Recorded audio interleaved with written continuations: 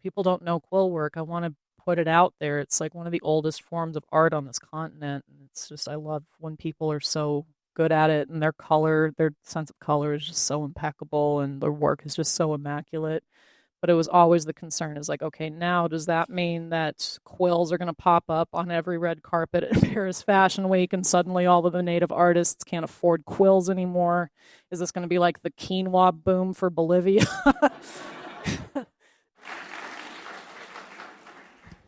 Suguleswagwake. Hello and good evening, everyone. Thank you for joining us tonight. The National Museum of the American Indian is so pleased to host this event in honor of the opening of this special installation, Making a Statement. I'd like to offer a heartfelt welcome to our panelists and all the designers participating in this weekend's events. Thank you for being with us to celebrate this important moment in Indigenous fashion history. When people ask me what I enjoy most about serving as a member of the trustees, I often say it's in the museum's mission to redefine common perceptions of indigeneity and to provide a stage for Indigenous people to tell their own stories. Within these walls, we're able to take visitors on a journey into the diverse and ever-evolving tapestry of Indigenous art and culture throughout time. Making a Statement embodies this evolution and tradition of innovation. In this installation, the artistry of Indigenous design intersects with high fashion, creating something truly extraordinary. This collaboration between Gucci and Ironhorse Quillwork, along with the work of the designers in the fashion showcase presented tonight, show how Indigenous artistry belongs on a global stage, from the red carpet to major cultural institutions.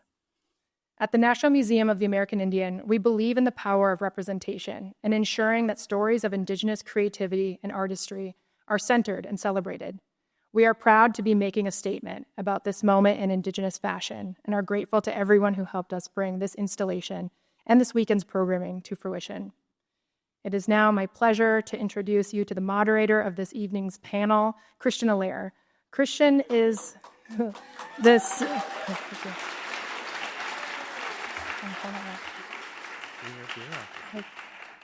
Christian is the senior fashion and style writer at Vogue, where he has worked since 2017. He covers fashion, celebrity trends, and emerging designers, and has been a powerful voice in sharing Indigenous fashion with the world.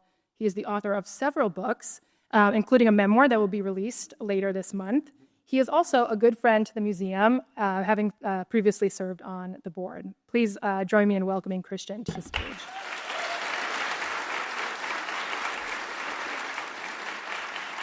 Hello, everyone. Oh, this is low. I got a bend. There we go. Hello, everyone. Very excited to be here all with you. We don't have historic fashion moments like this very often within Native country. I think it's really special that we're celebrating this tonight. Breaking into barriers like Hollywood, the mainstream fashion space, and getting the representation we deserve is a rarity still. And so I really think it's important to celebrate these moments, and we are really going to have an interesting discussion with some amazing people tonight. So I'm just going to get right into it. So I'm going to introduce everyone. First up is someone who really needs no introduction, but I will do it anyway. Lily Gladstone, a Blackfeet and Nez Perce actor, as seen in Killers of the Flower Moon, Fancy Dance, and upcoming film Wedding Banquet. Let's get a little bit of applause.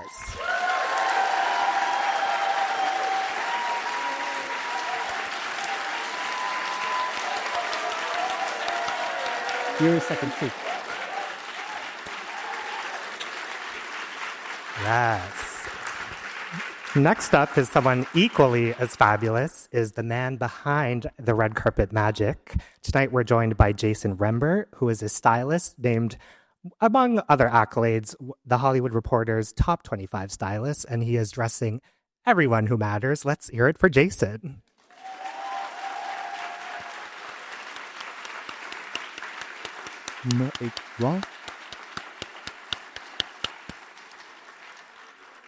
And last but not least, we have two celebrities within the Native fashion world. We're joined by Joe and Sunshine Big Mountain. Joe is, hold on. Joe is Comanche, Mohawk, and why am I forgetting? Let me pull it up. Mohawk, Cree, and Comanche. There we go. And Sunshine is from the Oneida Nation. Together they work on Ironhorse Quillwork, doing amazing quillwork jewelry. Let's hear it for them.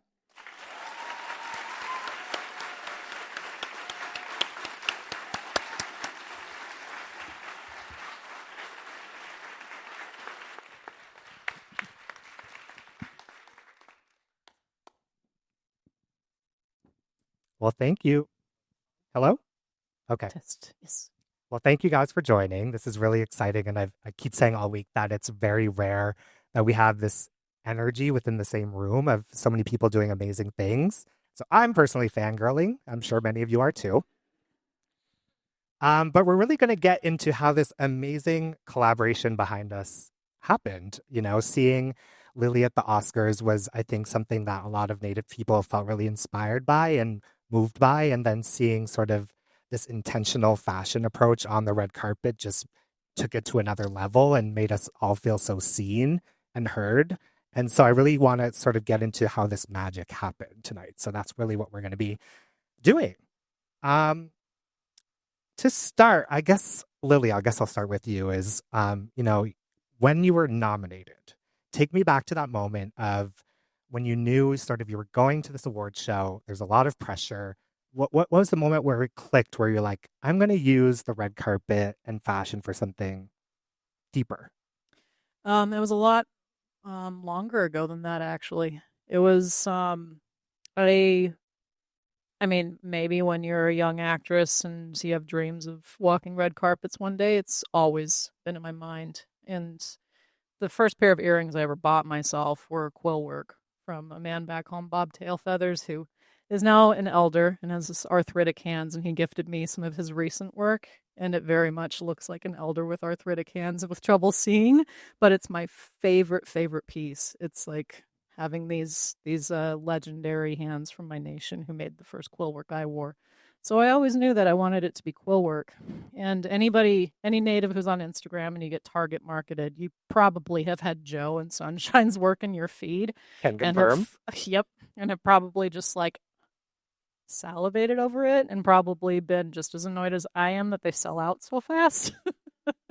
So I'd always kind of pinned Joe in my mind. Joe was the first Indigenous artist that I reached out to when I was going to Cannes for the premiere, and also the first Indigenous artist to gift me a piece instead of loan me a piece, which was just tremendous. I wear them all the time. They're ermine earrings with the quill work on top, and then a matching necklace that's just structured in this beautiful, like, old Hollywood silhouette. It was just perfect. And then likewise at Cannes, I'm going to get to Jason in a second, but at Cannes, Gucci was also the first designer to gift me clothes instead of just lend them. It's like, oh, you love it. It looks great on you. Keep it. So I paired them together for my first appearance at Cannes, which was the very first thing I did was a Gucci Joe Big Mountain Ironhorse Quillwork collaboration.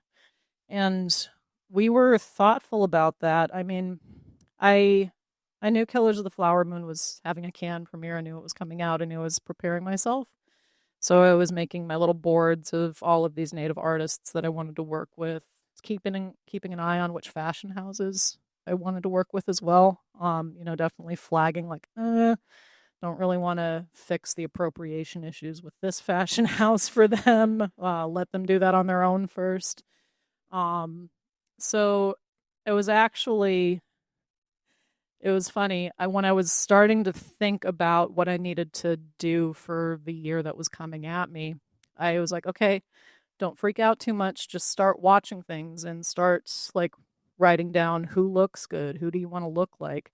So I happened to have about, I guess it was February, late January, February, somewhere in there of 2023, before everything premiered. I had the NAACP Awards on, and I was just in love with everything on Queen Latifah, and I filed that away. It's like, man, I want to look like that. And then later I was on Instagram, and it's really, really kind of rare. Once you get that blue check and you get a lot of followers, you don't see your messages.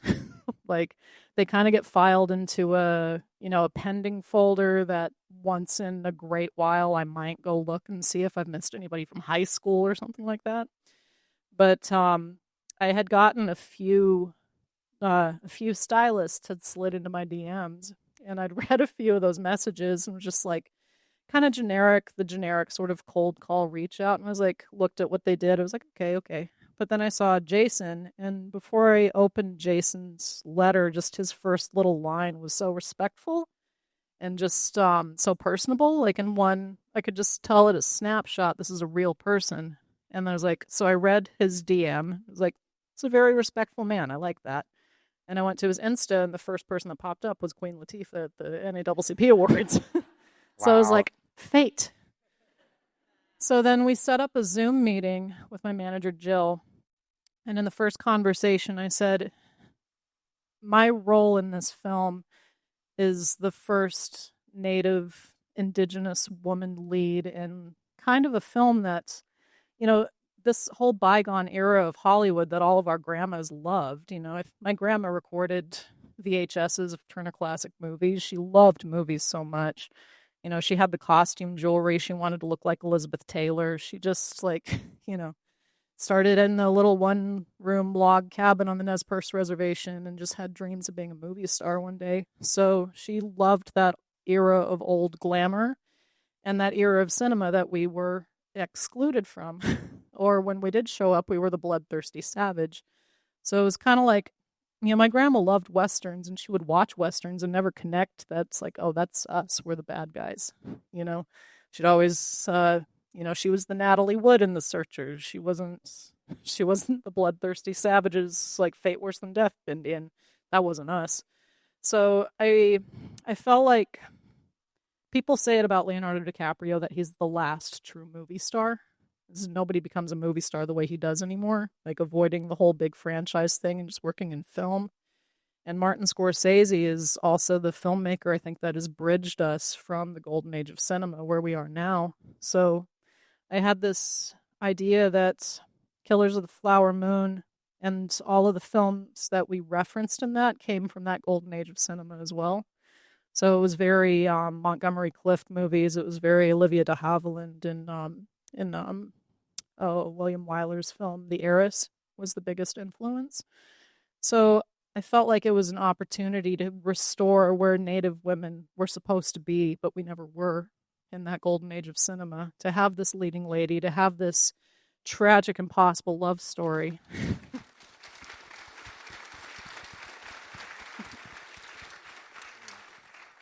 So when I was visiting with Jason, I felt like, Molly Burkhart is the beating heart and soul of this film, and people are going to notice that when it comes out. And so I'm going to have to carry that in a certain way.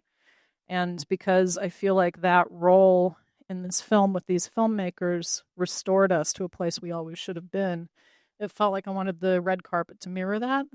I wanted to embrace old Hollywood silhouettes, old Hollywood fabrics, old Hollywood feel, but have them elevated by Indigenous fashion.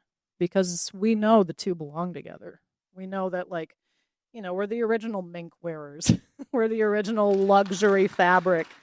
We're the original, incredibly intricate, handmade, it's a cultural tenet that you treat your body with beauty. So it just felt like it was the prime opportunity to wed those two things together. And that was our approach the whole time. And then because I was kind of the new face that was going to be attached to this woman, this role in this movie that I knew was going to blow everybody away and steal the film, because you read the script and the person you care most about is Molly. It's just like, well, if I do my job and people resonate with Molly the way they're supposed to, the way that it's written, it's like, okay. And then you've got Scorsese, DiCaprio, De Niro. I mean, that's they're the Gucci of the acting world. So working with a house like Gucci and bringing Indigenous design into it, where the Indigenous design element of it is what everybody was, wow. I mean, not that Gucci is not jaw-dropping on its own, but the thought that was put into it with this collaboration, I know we're going to get into a little bit more. But yeah, from the bedrock, from before Killers of the Flower Moon even came out, we knew that was going to ultimately be, we didn't know who exactly the collaboration was going to be, but it is really kind of wonderful and fateful that the two luxury designers that I chose and who are the two first to gift me clothes are the ones that ended up working together. I love that. Yeah. Well, I feel like you could very much feel that intention from sort of the get-go of the press tour, and you guys have been amazing with that. And so by the time we got to the Oscars, you had already set this foundation, right? But the Oscars kind of takes it to this even more heightened level. So, Jason, I guess I want to hear from you is sort of, this is coming up. You guys have already done all these amazing looks leading up. You probably could have gone so many directions, but how did you? I mean, it's challenging as a stylist to zero in on the silhouette, the people you're going to collaborate with. So, how did you start sort of zeroing down on that message? I think it was really easy. We found a brand that listened, and I don't think Gucci team from the first convo that I had with them. I don't think the approach from the creative director at the time I don't think it was any ego. It was all about listening and learning. And for me, working with LG has been a masterclass. Like, I've learned so much. I listen. I ask great questions. I ask stupid questions. But she doesn't judge me for it. And I think Gucci had the same approach. It was that love, that understanding, that willingness to not know, to be okay with not taking the lead, being okay with not being the dictator of luxury. And yeah, they've just been very supportive. Like, the first combo, I was like, okay, I want to do this. I had this combo with a lot of brands. I want to do this. This feels great. But this is a non-negotiable. LG has a lot of non-negotiables, and it was like, this is a non-negotiable. And we've been talking about this ever since before Cannes. I think the first combo I had with Lily and Jill was about a collaboration. So this is something that's before Cannes. This was April of the year before. So this is something we've been wanting to do. The process, though, there's so much legality behind it. There's so much ego behind it. It was almost taboo. This was a new thing. This was unknown territory. And so for something to exist like this at such a high stage, like a true collaboration. Like, this was a true collaboration. This was two creatives being in a room together to come up with designs as spectacular as this. That doesn't happen. Like, you guys went to Italy to make this happen. Like, actually sat down with the team. You guys came to LA and was there with their team, Which is their family from from the Oneida Reservation. which is our family now. But they were doing the work during the process leading up to the Oscars. Like, this was, as crazy as it sounds, this was done in 3 weeks. That's crazy. Yeah. That's unheard of in itself. Both dresses done in 3 weeks. Like, it was SAG Awards. You guys went to Italy, and that's when you started. This was done in 3 weeks. And their team made this happen. But it started off with us just listening. And I think if you are not, what I learned, Wilton with LG's team, Jill, Sasha, with Greg and his team at Gucci, the best place to be sometimes is being the student. Love that. You can see why I worked with him so quickly. Well, yeah. Well, yes.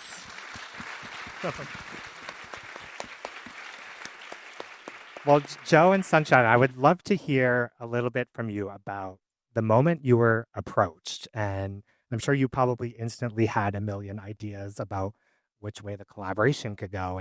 And so tell me a bit about what inspired, I guess, the direction you leaned in for the quill work. Because that could have looked many ways, but I think you really did it in a way that was very modern, but very reflective of your craft. So tell us a bit about how you landed on that.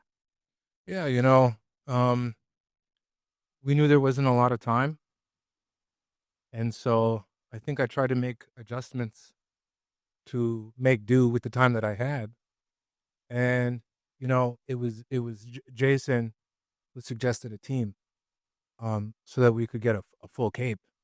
And I really appreciated that about Jason because, like I was telling him before, it was somebody that was pushing me when I typically don't get pushed to work harder and to do more. So I really appreciated it. And, this was our first experience working with a stylist and, working with an actress and, doing all these things that were new experiences. And so I wanted it to be a learning experience. When I went to Italy, I wanted to learn, I mean, just so many fantastic people over there. I didn't want to be there to, try and show off or anything. I felt like I had a lot to learn, but I knew I had a job to do. And I knew how much it meant to everybody involved. And so I just wanted to do the best job that I could. And again, thanks to Jason, he suggested a team. And so right away, me and my wife said, well, who should we get? And so we knew we needed fast learners, and we knew we wanted people that were from where we're from currently. And it worked out fantastic. We got all the team members that we needed. We got the technique down, and it took a few days, and it was restless nights, but so grateful for the opportunity. And, you work as hard as you can to make those opportunities the best of, you know what I'm saying? So yeah, that was my experience. What? Can I interject for a second? I just got to shine on Gucci a little bit and shine on Sunshine a little bit. One thing that had always concerned me from the get-go, and Jason and I talked about this, another big thing that counted toward I want to work with Jason immediately. He talked about how he was used to advocating for cultural artisans with big fashion houses. Integrating dashikis into tuxedos is something that I saw on, is that right? Yeah. So, I knew that he was versed in that, and he knew how to advocate for smaller artists, especially advocate for things that are culturally meaningful and important. And it was always my concern, because there's the part of me that's people don't know quill work. I want to put it out there. It's one of the oldest forms of art on this continent. It's just, I love when people are so good at it, and their sense of color is just so impeccable, and their work is just so immaculate. But it was always the concern is okay, now does that mean that quills are going to pop up on every red carpet at Paris Fashion Week, and suddenly all of the native artists can't afford quills anymore? Is this going to be like the quinoa boom for Bolivia? So I talked about that with Jason, and we were both, fear is never a reason to not do something. The cost benefit there was, and then ultimately I was just leave it up to the artisans to decide if they want to walk that line or not, because I don't want to, quill work deserves to be in the Smithsonian, in a modern setting and shown for the beauty and luxury that it is.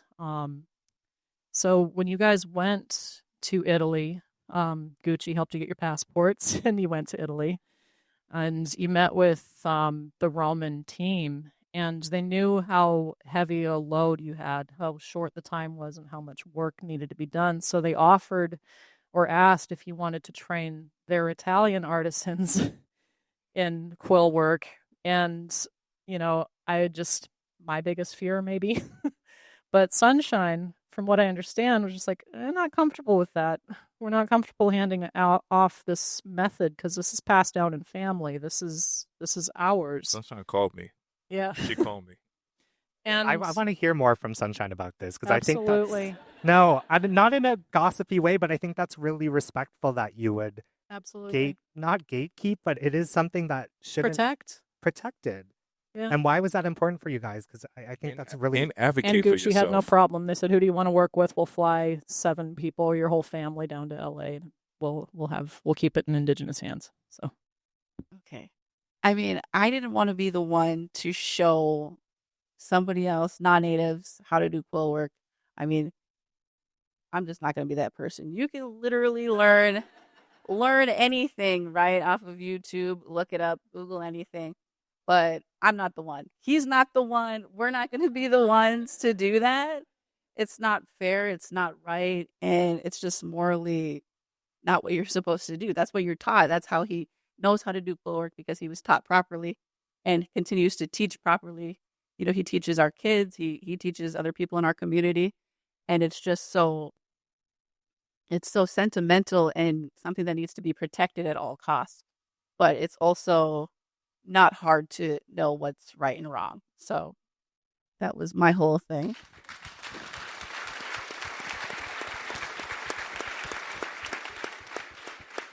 Well, I do kind of want to like geek out for a second about the technicality, because I always love to know sort of what porcupine quills were used, how you source them. You don't have to give away your secrets of how you sewed them, but just tell us a bit about sort of maybe the quills you guys like working with and what you were looking for sort of in this design. Yeah, we typically source our quills out of Montana. In those colder climates, the quills grow longer. They seem to get bushier. And so say like back at home in Wisconsin, they're a bit stubbier. They got short quills, they're thick, you know what I mean? So, we try and support we try and support as many trading posts as we can. And so typically out of Montana is where we'll get our quills and whatnot. And we needed a lot for this project. And and just to add to the Gucci thing, I think it was well intentioned. They didn't know, right? And so culturally, it's not taught just to anybody. There's a lot of things that kind of go into it, and so for sure that was a decision. But but they were fantastic over there, and they learned to respect the quill work as much as we did, and so we had that benefit there when we were there. Yeah, a lot of respect. And then instead of getting pushback on it, Gucci said, "Okay, who do you want to work with?" And they flew your family and your friends and all native artists down to LA the week beforehand. Put everybody up in a fancy hotel. Everybody got to meet Kanye. That's the real Which story. is, less loaded a year ago than it is now. Yeah, it was great. We all had this glitzy, glamorous, wonderful, loving week in LA and got to, keep this indigenous art in indigenous hands. It was really just like a dream come true. Like you thought that you were walking in a dream.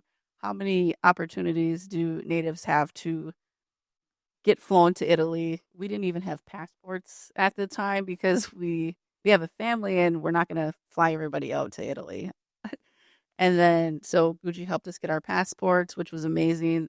And like Jason said, the whole project was done in 3 weeks and it was a roller coaster for sure. And just to have the opportunity to have them hire other artists that we, handpicked and chose to do this project with us was amazing. And then even the crunch time was so intense that we had to go out there and finish the project. And they said, well, we need all hands on deck still because they were literally working until the night before the Oscars, which is insane.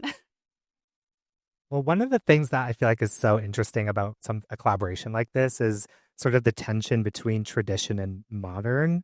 I think it's like a fine balance because you obviously want to pay homage to the traditional old way. And I think that's very important to maintain and to keep alive in fashion. But then you also want to find a way to push it forward and make it feel of the moment. And it's a tricky dance because you don't want to go too far in each direction. So what were kind of the conversations between all of you to sort of strike that right balance where it feels very current, but also could have been like hundreds of years ago?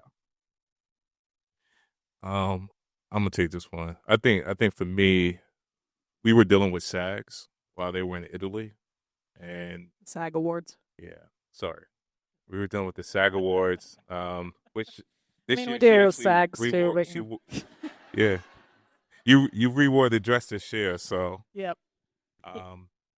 But we were dealing with that. So when they were in like a lot of creative meetings with the Gucci team, we were probably 7,000, 8,000 miles away.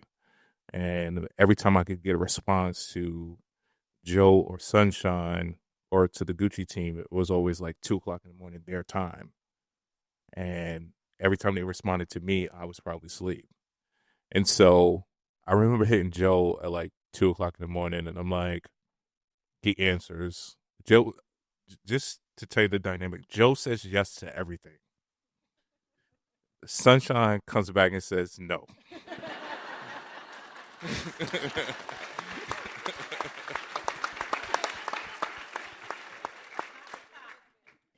And so I knew if I called at 2:00 in the morning, Sunshine would sleep, and I could get Joe by himself. And so I was like, Joe, my biggest concern was that it didn't feel initially. It didn't feel like a collaboration. It felt like it's an add-on. And then we were talking at like 2:00 in the morning. I was like, what about this? And then we just kept playing ping pong back and forth of ideas. And then we got to a place where it was like, oh, that makes sense. He stood up like all night and he remade something to present to Gucci team the next day. And it worked. And that's how we got to the blue dress, the navy dress. And the concern was that to fill the dress, but it was such limited time. It was such limited time. And again, my guy said yes. And again, the lady said no. But we got to a place where it made sense. And even though the task was so enormous, we had to do it. Like there was no other option. And I think it was a perfect collaboration, even like down to the night before we had the fit-in. I think we had the fit-in the night before the Oscars. Crazy. And we had the fit-in. We tried on the sketch. We were like, it's the navy dress. And then in person, before you tried on the dress, we were like, it's the black dress. And then we tried it on and we were like, it's the navy dress. And then I was like, hey, Joe. I pulled Joe to the side. I'm like, hey, can you make this earring? And I'm gonna put a diamond through it. And Joe was like, yes. And I looked at Sunshine, and it didn't look like a no. But you guys made it happen. And by the next morning, Wilton had it in his hand, the pair of earrings. So thank you. Love that. Well, we were talking backstage about sort of the sort of pattern, sort of had like a very emotional or sort of tie-in or sort of personal. Can you tell me a bit about sort of how you landed on sort of the draping and the pattern? And because, I would like to hear more about that. Lucky enough to when we showed up to Italy that they had the dresses ready for us. And so it was just a matter of adding the quill work, but in a way where it wasn't just an add-on, right? That it blended in. And we had already gotten some ideas beforehand. We had a really good idea. Like Jason said, we kind of knew what direction we wanted to go into. So it made it really easy when we got to Italy because everybody had the idea. Yeah. And so, and the team was being put together, and it was a lot, but it was also a lot of fun going over there and learning that process. Because again, it's new to us, right? It was my first collaboration was with Gucci, and the first stylist I'm ever working with is Jason, and so I didn't know a lot, but I wanted to be quiet and learn. And and when you're given a big opportunity, you say yes to everything. So that was that was where I was at, and I always say you have all the hours in the night, and so anything that this guy was asking of me, I made sure that I tried my best to get it done, and I don't think we said no to much. We just made a way to make it happen. Love it. And a lot of the a lot of the choices that you see with the garments, I wasn't entirely sure if whose idea it was, where it came from, but things just kind of magically work. The black dress, when you see it up close, the way that the beads are on the skirt is and Sunshine actually taught. I didn't know this. I thought that was maybe an accident, but Gucci had done their research into basically regalia. They were looking at Blackfeet regalia and they found jingle dresses. So when you look at the way that the beads are stitched, it looks like a jingle dress and it moves like a jingle dress. I think the cap sleeves also were a little bit inspired by that. And then, I mean, that's my favorite garment of all time. I've been talking to Jason now this year that the narrative's different. I want to highlight sustainability more than old Hollywood. So we rewore this dress because it deserves more than one carpet. So, and it made a splash again, of course.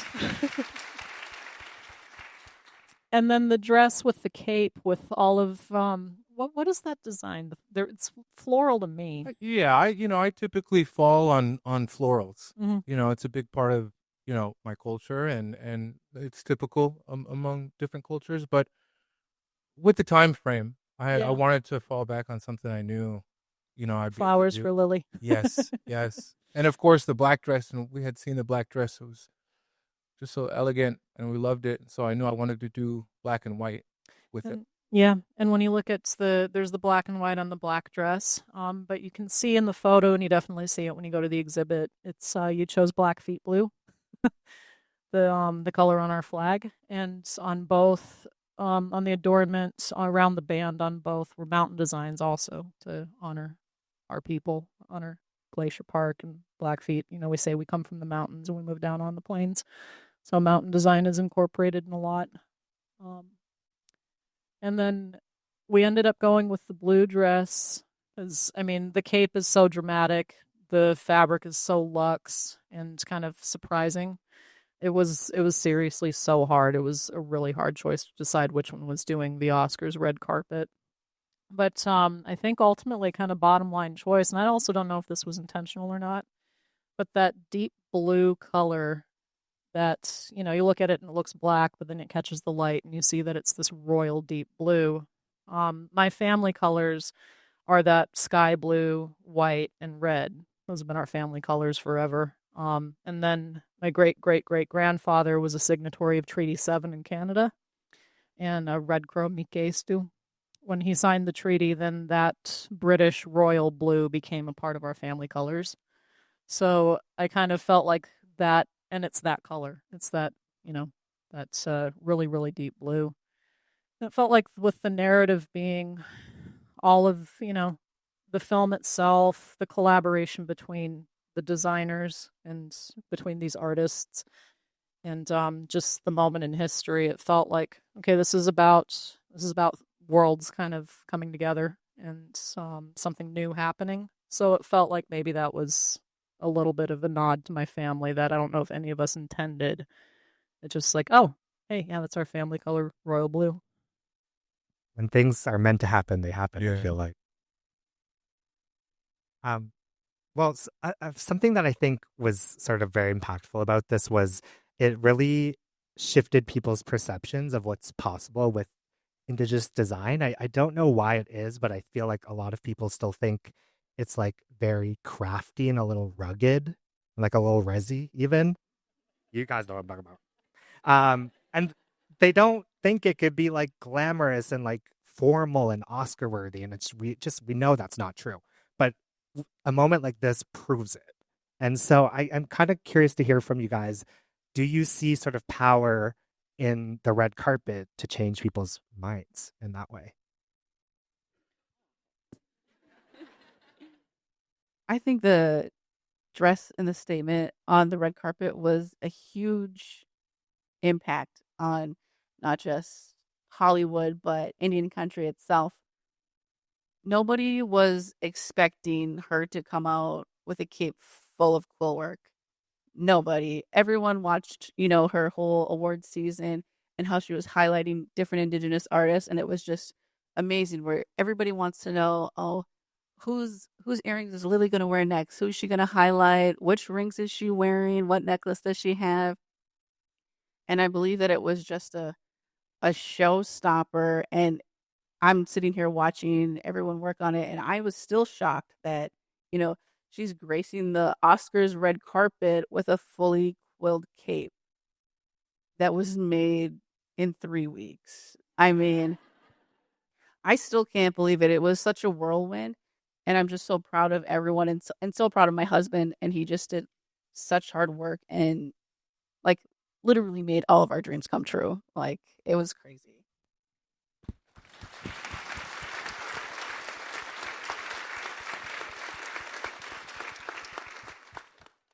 Do you guys have any thoughts on sort of seeing the red carpet as sort of a powerful tool to shift people's perception? Um, I think so. As I feel like it's only going to, well, for one, I think Gucci, the way they approach this collaboration with so much love and respect for Ironhorse Quillwork, for quill work, for what they had to say as Indigenous artists about their comfort level with things, the way they were treated from the beginning to the end with so much respect. It's like that is the precedent. That's the bar. Because you still see these appropriations happen with huge houses. There's one that I wore a lot last year. I'm not wearing anymore because they were guilty of it last year. Um, it's remarkable, and there was that concern. It's like, okay, we have this moment, and every time we get a moment, people want to they want to appropriate, they want to make it their own, they want to have that moment. And you see that a little bit. It's like it's unavoidable. We don't need to adjust our actions because of other people's bad actions. We need to stand in our power. We need to walk where we belong, and people will catch up, hopefully. And I'm thrilled that, Jason so respectfully, because everything he does is with respect, asked last year how I'd feel about if he worked with other Indigenous, like, actors, if I'd be okay with that. I'm like, of course, please. So he's dressing Amber Mid-Thunder now as well. Yes, Amber. And I mean, Amber just is another example of somebody who's breaking down doors and, like, just leading these giant action franchises. Everybody go see Novocaine. Okay, out now. Yep. It came out yesterday, I think. It's refreshing to see, and it's, it feels like a lot sometimes, but then when it comes down to it, when you're in a position like Sunshine was when Gucci asked, can you teach us how to do this? And just like, you're like, I didn't want to have this conversation, but no, and to have that respected. Being in those positions where you just, like Jason said, I've got a list of requirements or requisites, and just like, I can't budge on those because it's not just me and not just about my image, and it's not like, it's not gatekeeping, it's protecting. And it's I think, I just think this collaboration, I really, really hope that other design houses who have the resources and, like, see that the culmination is your garment's not going to just stay in your closet somewhere with the actor's name on it, or it's not going to stay in my closet somewhere. It's going to have a moment like this. It's going to be shared. It's going to be super meaningful. I think it's just waking a lot of people up to the power they actually have and how to use it. I love that. Well, I do want to leave some time for questions, but I'm going to have one final note is, where do you guys think we sort of go from here? We're now at the place where we're getting these collaborations, and finally on a large scale where so many people are getting to learn about the beauty of Indigenous design. But what do you think's next? Like, do you think we need a full-on Native brand at the Oscars? Yeah, the next thing I want to wear, I think he's in here. Jonte? Jonte, I know you're in here. Where are you? I can't see a thing, but I know you're here. Like, other than this show-stopping duo of garments last year, the thing that was talked about most was Jonte's garment that he gave me to wear, lent me to, you gave me. I have it. I still have it in my closet. It's some beautiful construction that I made a horrible dad joke about. I'm so sorry. But it's a wing. It's built with duck feathers, and it's got the brilliant blue in it, and it's so structurally stunning, like everything that you do. And I feel like that kind of, I love seeing the avant-garde nature in what you do, and I feel like that's absolutely next steps is, like Killers of the Flower Moon, I always just kind of compare it to my journey with that. Like, I'm able to have this moment where I have to advocate because names like Scorsese and DiCaprio and De Niro have helped elevate my name. And in doing so, and in elevating this history, what happened to the Osage Nation during the Reign of Terror was so necessary for people to know about. And people, pay attention when their names are attached to it. So I think that's an important first wave of building and kind of teaching people how to be good allies and how to help elevate. After that, it's like, okay, now we're here, so here's what we do. So head to toe, I think that's what's next. Any final thoughts before we open up on that? I think I would just like to highlight how respectable Jason was through this whole experience. And he said that he got that confidence from Lily and he was able to, ask those hard questions and not be afraid to hear the truth and hear me say no. But also, I'm so glad that you do. Gucci was so respectable. And, I would have to say that they got, maybe like a heads up from Jason and a heads up from Lily saying that, you have to respect these people that are coming over. And we were treated with nothing but respect. It was so amazing. So many nerves going through on flying overseas. We've never been across the pond before. And to work with those people over there, they were just so wholesome and respected everything so much. It was so comforting to not have to, stand up to anybody because they're trying to make you do something that you don't want to do.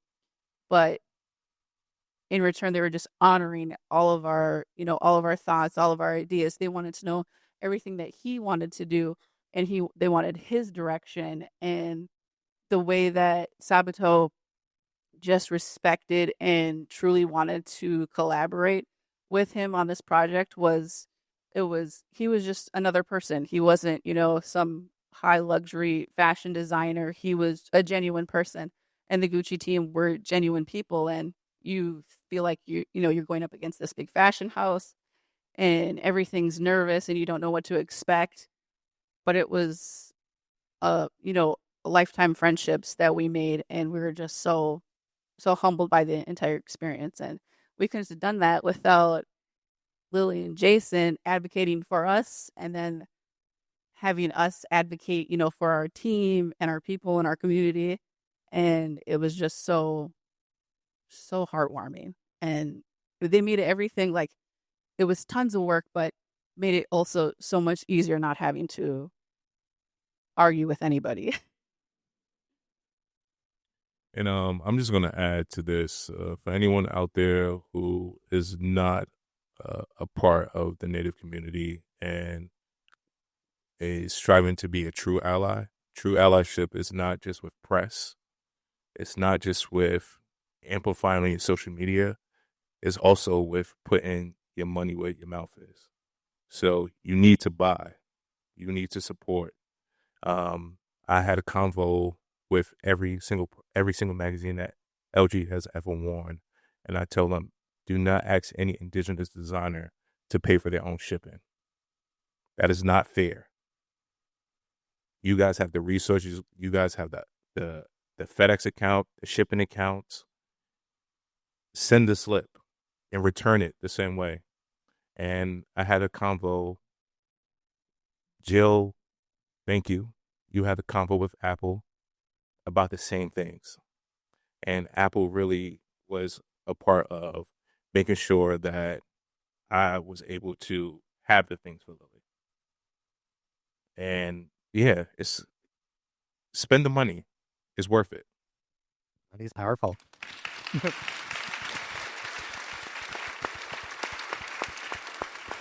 Okay, well, we have time for a few questions. I don't think we can do everyone in the room, but if someone has any questions we didn't get to cover about the collaboration, the process, now's the time. I can't really see, though, is the problem. So, yeah, if someone can, raise their hand. Okay, yes, I see.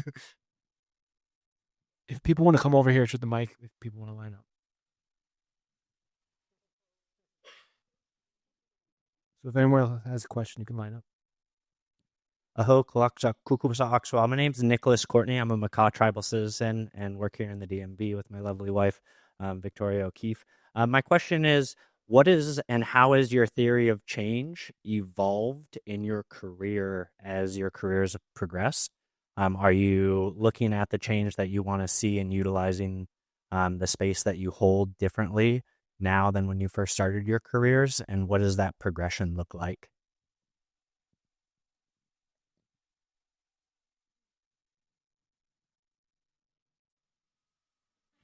It's a good question. I think I'm grateful that, and I've said this so many times, that this little rise that I had wasn't in a vacuum.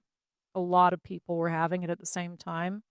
Like, good friend Sterling Harjo was out there the year before priming an audience with res dogs to care. It's I think, and a lot of us can probably attest for this, we've all kind of in one form or another, when we've stepped outside of Indian country, often been the only native voice in the room, and or been like the one person that's brought in to talk about the whole, and how unfair that feels, how exhausting that feels. Because we're still combating the whole I think a lot of people, I said this as much as I could, honoring how hard native actors have to work when we have to speak a language that we don't come from. And even if we are from that nation, chances are we don't speak it. So, but people have this perception, one, that we're not around anymore, and then two, that we all have one Native American language that we all just know and converse in. And it's just like, oh God.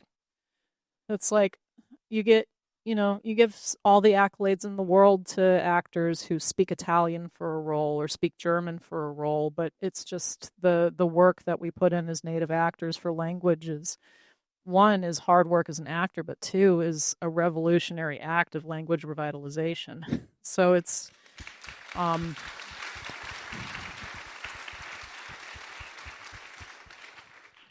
think having the chance to highlight the work that we do, that we've always been doing, but also just I see that change is actually happening because we're not the only people in the room anymore. Like, I'm not the only person who's walking the carpet and wearing these designers, and it's like I'm wearing these designers that are out there and moving and shaking in their realm and their artistry. It's like there's people there that we can look to. It's there's other native actors we can plug. There's other native people that we can look to and say, see, they're saying the same thing that I'm saying. It's like I'm not just doing this in a vacuum. So I think like anything, change happens in small increments, but when you really see it happen is when there's a community with it and behind it, and that we're all kind of feeling it and experiencing it and helping it happen. So I think that's the biggest, since I don't know, maybe I was the little teenage actor that used to imagine being on a red carpet in some kind of native fashion. Like, and also being the only native girl in my drama class. It's changed since then because I'm feeling it and I'm seeing us with each other doing it together. That's any other questions? I have a question, and it's kind of selfish, not necessarily talking about not necessarily talking about the collaboration, but number one, you guys have done a fantastic job tonight, and being able to hear what you're talking about and hear what was behind the dress. Excuse me. But I have a selfish question of Lily. We have a cousin, Curly Bear, that we both have a very close and had a very close connection to.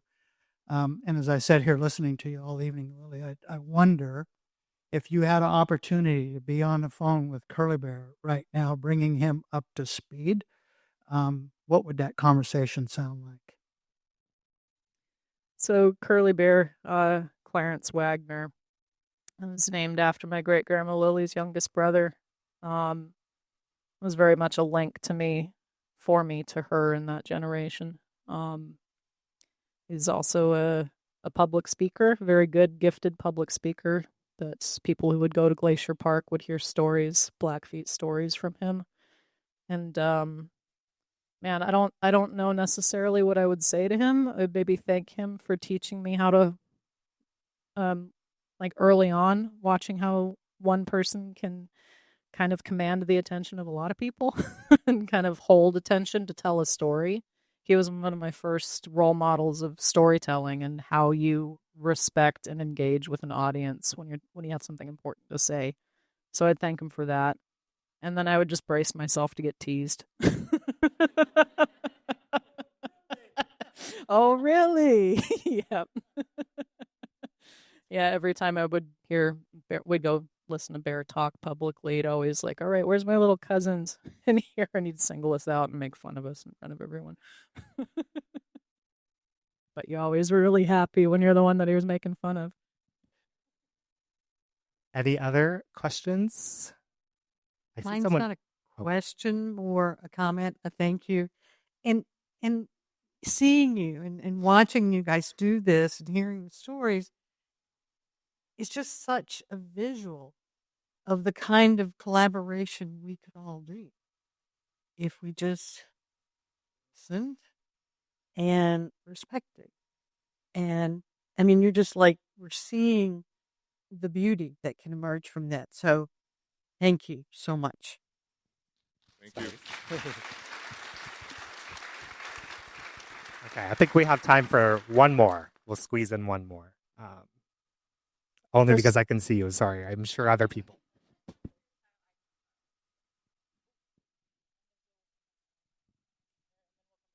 Okay, yes. You're better at this than I am. Huh? I can't see. Thank you. I love what you do and I want to spend the money, but there's always that fear of cultural appropriation. Where's the line between cultural appreciation and cultural appropriation, particularly with fashion? Appreciation is buying native art from native artists, wearing it, and telling people who made it, where it came from. It's appropriation is, oh, that's cool. I'm gonna do that myself.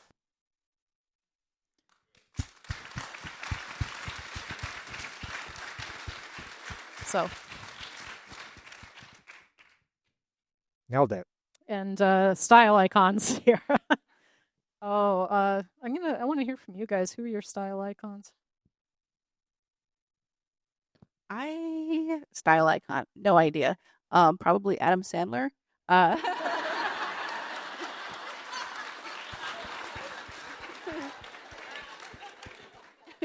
normally don't look this nice. Shout out to my cousin Dion. I'm more collective. Made this beautiful skirt and top for me. I got to bring Dion helped work on the project with us, and I got to bring her daughter Malia here with us, who's modeling some of Joe's quill work today. So, yes, thank you.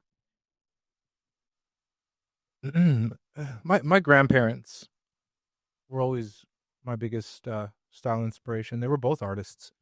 My grandma was Mohawk and my grandpa was Namana, and they were both artists. And my grandpa made everything from dolls and beadwork, and my grandma made a ton of florals, and I would say they were my biggest inspiration. Still, yes.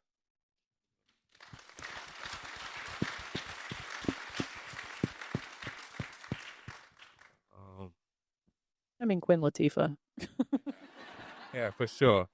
I think my biggest style icons are actually two stylists. One name is Misa Hilton, and the other name is June Ambrose.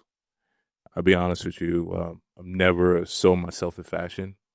I didn't think that I could exist. I didn't think that my point of view made sense or that it would be celebrated. And those two, time after time, client after client, has proved that identity can exist and it's possible for it to be celebrated. So I walk with them, and I was actually with June yesterday at a dinner, and I was able to tell her and sit her down and ask her a million questions. Like, I felt like a fan. But seeing them exist and them working with talent that they have non-negotiable, they're not scared to say no. They are okay with, supporting their own community. They want to. Working with someone like you has been probably the most life-changing thing a stylist can have, because, no, but it's true. you are at a platform where you don't waver when it comes to your integrity.